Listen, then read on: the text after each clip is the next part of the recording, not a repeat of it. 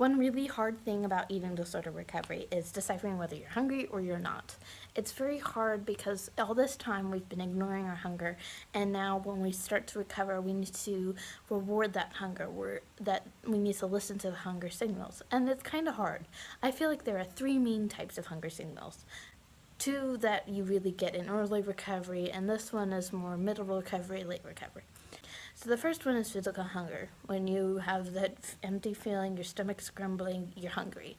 You feel weak, tired, something is not right, and you need to eat.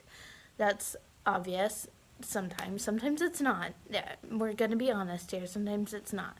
But we're just discussing them. Second one is mental hunger. Mental hunger is something where it's a panicked feeling needing to eat, but you're not really physically hungry. You don't really know why, but your mind cannot stop thinking about food. When you try and distract your mind, it goes back to food, and that's a key thing. You try and distract it, it goes back. That is a key signal that you have mental hunger. Mental hunger also means that, well, you don't have to be physically hungry, or you can be physically stuffed, but you still need more. I never experienced this, but I know many people have experienced a need to eat more when they are stuffed. And actually I have, but it wasn't during recovery, it was during my eating disorder when I was binging on vegetables like broccoli. So I felt the need to eat and eat and eat, even though I was full. But I wasn't full, I was very hungry. This last hunger is what I'm experiencing now. I don't feel a real drive. I just am casually thinking about food.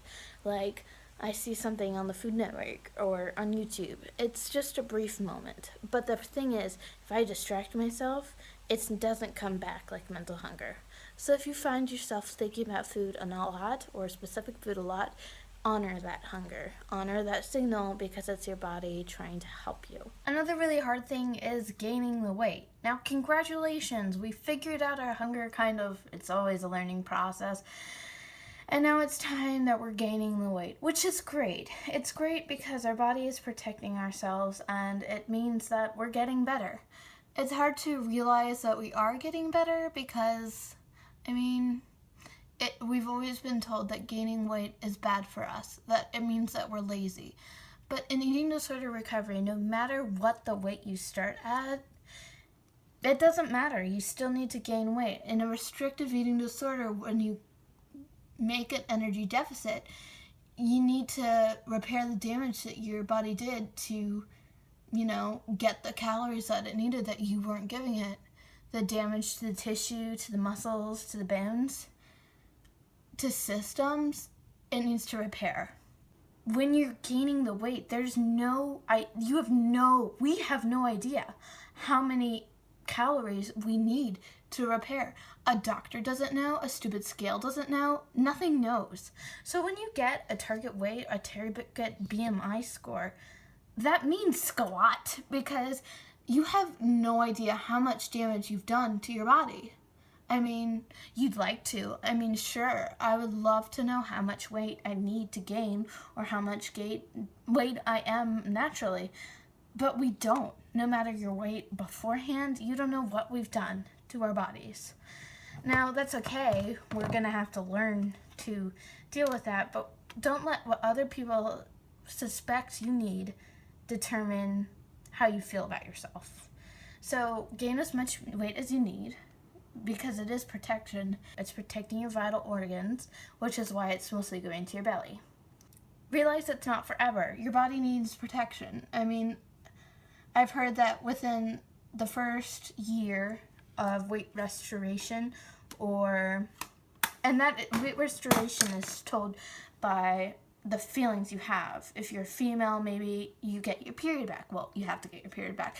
Stuff like that. You need to be healed in the mind, and that's how you know weight restoration. It's not a number or a score. So after weight restoration, you don't know how much you're going to lose to get to your actual weight, because usually you gain a little more than your set point. You can call this overshoot, but I prefer Tabitha Farrar's term of recovery weight, because you need it to make your body repair itself. Just like you would need extra money to save up for something you want to buy.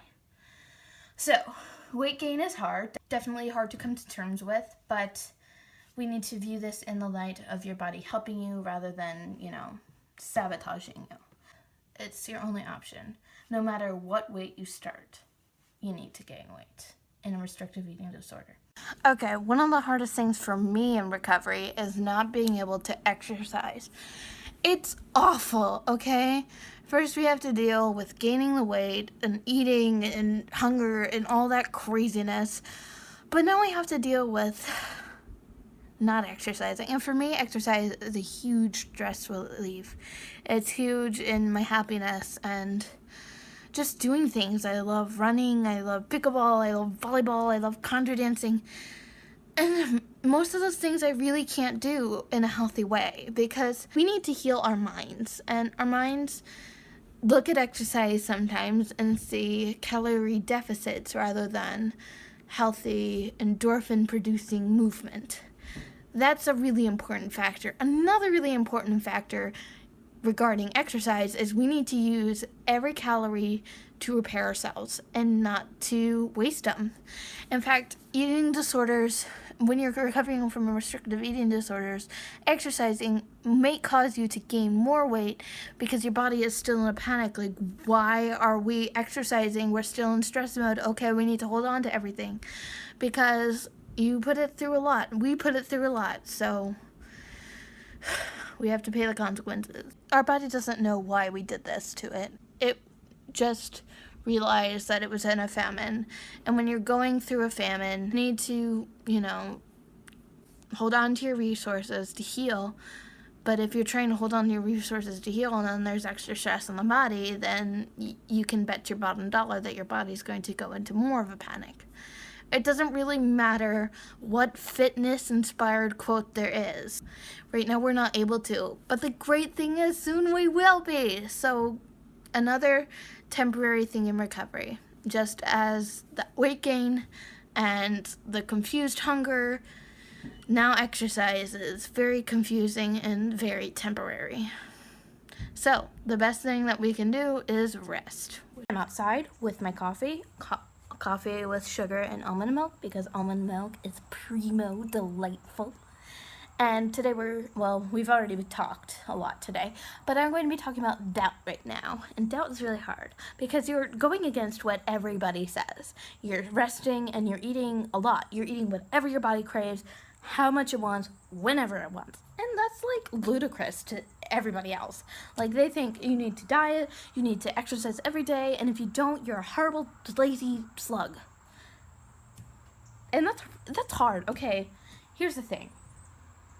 We're not normal right now. We are people that have experienced major hunger, major calorie deficits, major restriction, and we have a lot to rebuild, a lot to rest. We still need to have weight on us in order to repair our systems, or restriction and exercise will worsen that condition.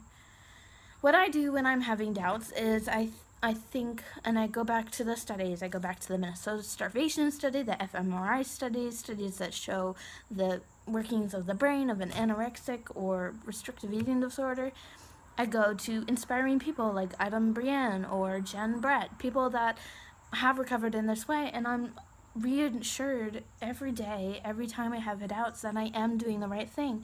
If you are listening to your body, if you are truly getting in tune with your body and not your eating disorder and reacting how you need to react, then you're doing well, okay? You don't need to be exercising every day. You don't need to exercise a day a week. You just need to do what your body says. I already covered exercise. We know that it makes your recovery longer, and obviously calories are needed to repair yourself. Tabitha Farrar is a great person to read when you're feeling doubtful of your recovery method. Find people on your team.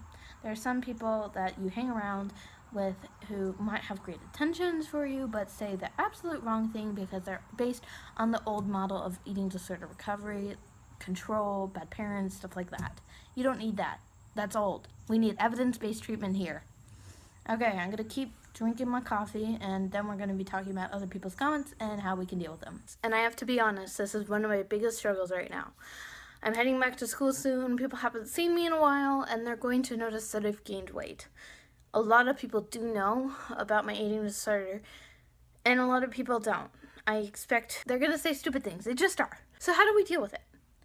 One thing that's helped me is that realizing the workings of our brain. There's a fashionable way of scared of gaining weight. They've done, like, the whole society is frowning upon people gaining weight.